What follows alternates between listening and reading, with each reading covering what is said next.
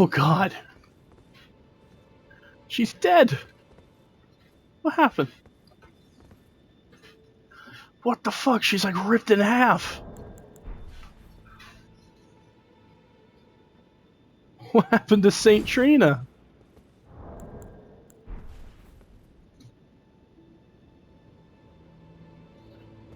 What happened to her? We killed Nicola. Saint Trina's Blossom.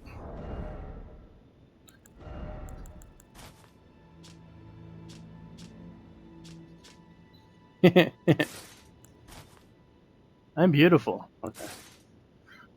Oh, that kind of hits, actually. Ooh, nice. Actually fits really well. That does not.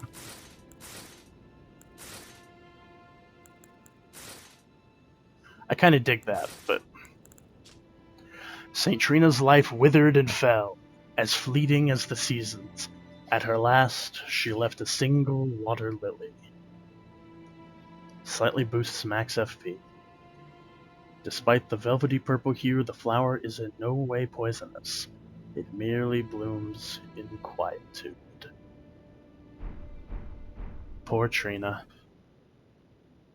Poor Trina.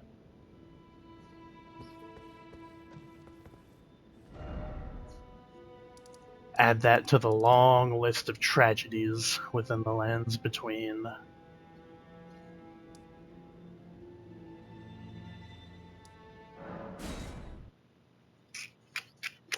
It's a damn shame.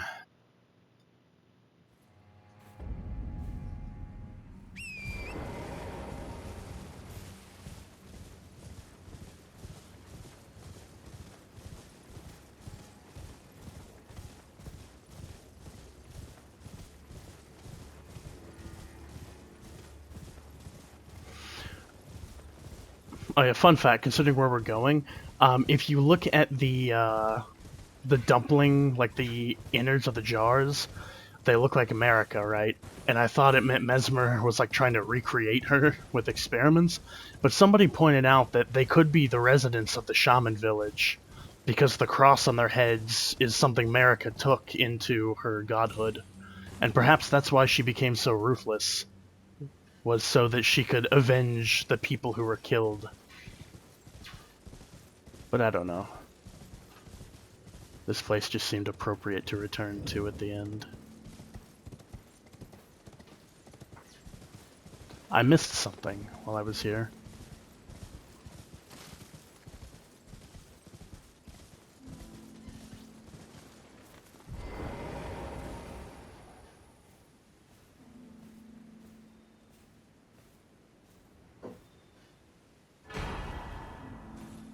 Minor Erdtree. Anybody who fought Morgott with Melina will know what this incantation is. Continuously heals allies in the area. Secret incantation of Queen Marika. Only the kindness of gold, without order. Creates a small, illusory Erdtree that continuously restores the HP of nearby allies. Marika bathed the village of her home in gold, knowing full well that there was no one to heal. Oh, that hit me right in the heart.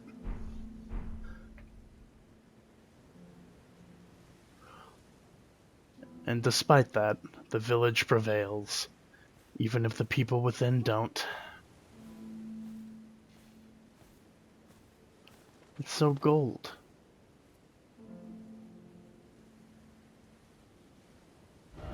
I wish there was a Grace nearby here.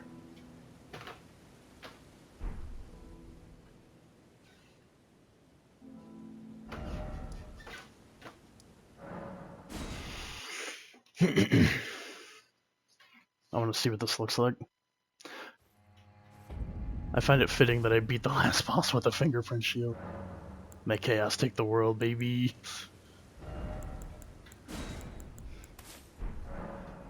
Oh yeah, what does this look like?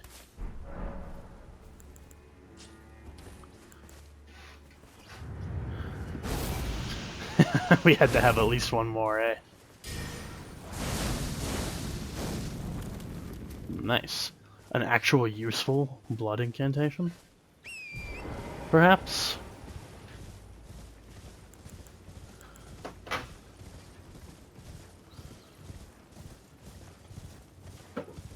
There's only one place this can be used effectively. Other than in combat with the fellas.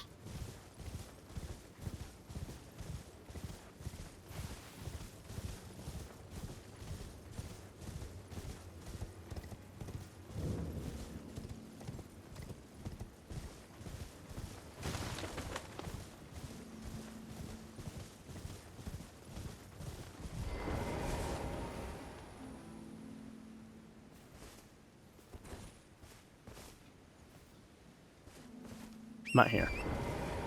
There's already a minor Erdtree here.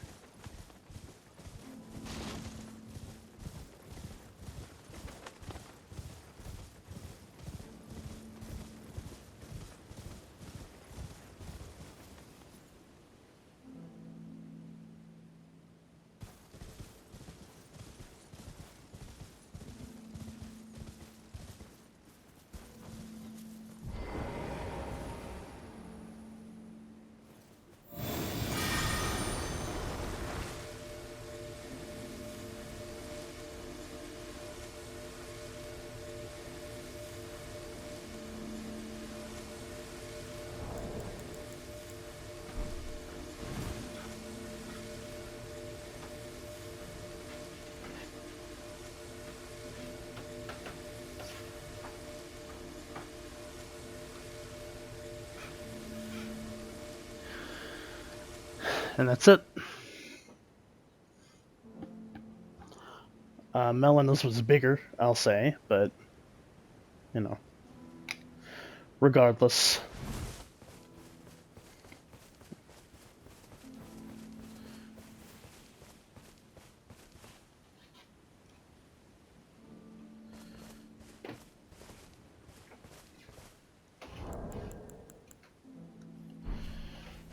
Ugh.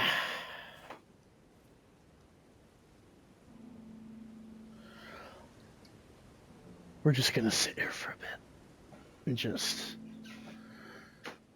It's over. There's still stuff to do. I still have to destroy the, what are they called? The Wickermen. I still have to do that. There's still Skadu fragments to be found. Cookbooks to be found. I still have stuff I need to get. Bell bearings. Probably a couple weapons, an armor set or two, some spirit ashes. But this is effectively the end of the playthrough. The end of the DLC.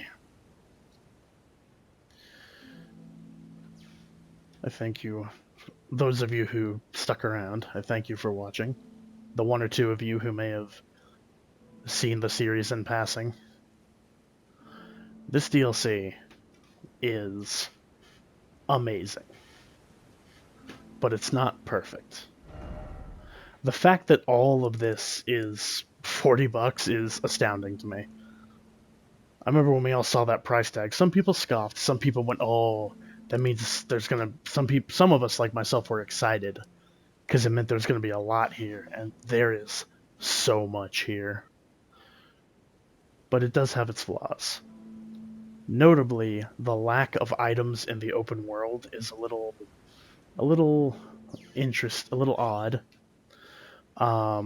Certain areas like these finger ruins are just so devoid of stuff to find beyond the place itself. It's kind of sad, but it is what it is. The Abyssal Woods is still my personal highlight, although I do think there should have been more stuff in it, and us Madness users should have had a proper Madness weapon. Not a dinky little glove, not a great sword from the Lord of Frenzy that doesn't even have Madness on it for some reason. Like a proper Madness weapon. Even like a Madness wet blade. Some new Madness attire. Like, once again, Madness very, very slept on. And while, yes, I understand that the point of the Frenzied Flame is that you're not supposed to want to do it, at the end of the day, this is a fictional setting. And some of us like to roleplay being the absolute worst. So when when an aspect of that is slept on, again, it's just like, what are you doing? What the actual hell are you doing? But beyond that, and beyond like my open world criticisms, phenomenal DLC. Every single boss I fought was fun as hell, with the exception of one, but we'll get to that. Every single area, even if there's not much to find by comparison, every area is stunning to look at. They're interesting, they're unique, and in some cases, they are incredibly powerful, despite how still they are. Like I said when I first found this place, I don't claim to know all the ins and outs of the lore, but this place is important. So very important. And I think it sheds some light on how ruthless America would become later on. Especially if her people were turned into those jar things. Like I theorized. Like some people theorize, and I just went, oh, that's compelling. She grew up here, happy, calm, free. She was ripped away, and then her people were taken and experimented on. So of course she'd become ruthless and brutal to the land of shadow. Of course she'd send a deviant child here to rot. Of course she'd wage war and do the things that she did. Of course she would. Because she's broken. She truly is fractured. So fractured that she split into two people.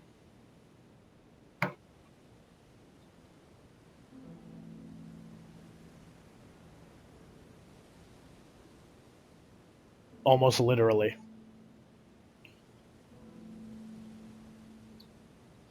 So, with the knowledge that her home was taken from her, and her people were either killed off, brutalized, or experimented on,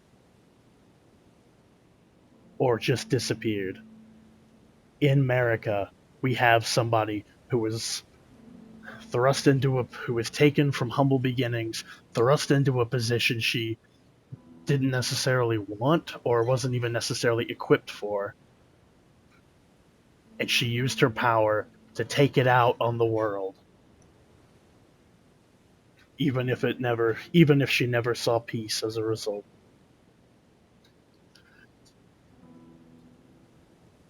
But man, this DLC is amazing. If you were on the fence about this DLC and you played the original game, get this. Get this DLC. The DLCs in From Software games always change the game in a big way, and this one's no different. There's so much stuff in the DLC that I honestly think is like a must-have for a playthrough. From the fun stuff like the giant pots to the unique crossbow to the cool new weapon types, all of that. Absolutely all of it is a must-have. The new armor is amazing. The new dungeons that are in here, the new enemies, barring one or two of the new enemies. Looking at you, horned swordsman, and those fucking lion swordsmen. But yeah, and the people complaining that it's too hard, it's not. It is not. We all knew this was going to happen. I knew this was going to happen going into it with a max statted character. I knew I was in for a rough time. But I made it through. And on the one hand, yes, for that final boss, I did cheese. I broke up my build that one time. But that final boss is bullshit. That is a boss that I've seen the community is unanimously like, yep, you need to tone this down a bit. But again, I'll say, this DLC got me to do things the base game didn't really force me to. Changing up a build in a certain way, using some consumables, changing my talismans. Like you all saw, I cheesed my way through this DLC with the blade and a mimic tear, and you could not do that for that last fight. I mean, you probably could with some other form. You you know, mimic tear is pretty goated, but it's just yeah, that last fight is rough, and it's disappointing, honestly. That last fight's doing too much. Um, and it might be the hardest boss in the series, and not for a good reason. And that is disappointing to me because I was kind of hoping that I'd find my new Slave Knight Gale. Gale is a boss that is unmatched for me. I know Sword Saint Ishin exists, but Sekiro is a very different game than Dark Souls. It's not a game I enjoy. Um, so Sword Saint Ishin is at like the very bottom of the list slash in the unrankable tier because I've never played it. Slave Knight Gale is still, I think, From's best boss.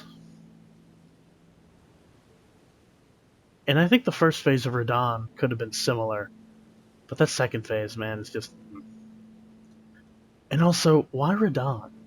It seemed like Miquella was trying to get Godwyn back, and this DLC makes reference to Godwyn many times. I was expecting to find Godwyn here in some form, whether as like a boss fight to use that unique model he has, or like to talk to it, or just see it in motion. But no, you see his face a couple times. You get the confirmation that he just has multiple faces in multiple places, so the Stormveil one's just one of those faces. But like that's it. And we learned that he had two like knight bodyguards. I don't know. The DLC leaves me wanting and not in a good way. But those are minor, very specific gripes. Also, no mimics. Why aren't there mimics, damn it? Bring me the mimic. But those are very specific gripes that I personally have. Overall, I would rank this as I'd say a 9 out of 10 is pretty good. Honestly, you could rank this DLC as a 10 out of 10, and I think that's perfectly fine. For me, though, it's a 9. It is amazing. It is excellent. I do not regret my purchase of it. I do not regret my time with it. This is an amazing DLC. But there are some specific things that irked me about it.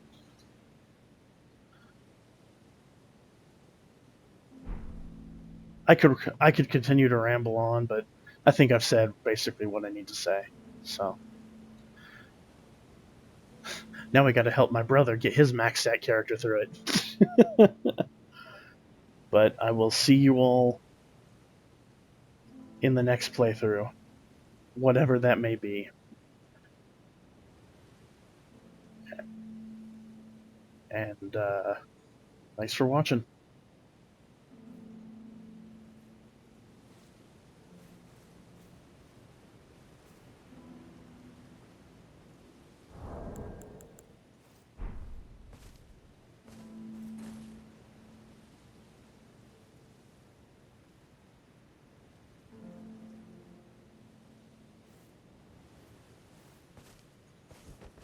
Bye.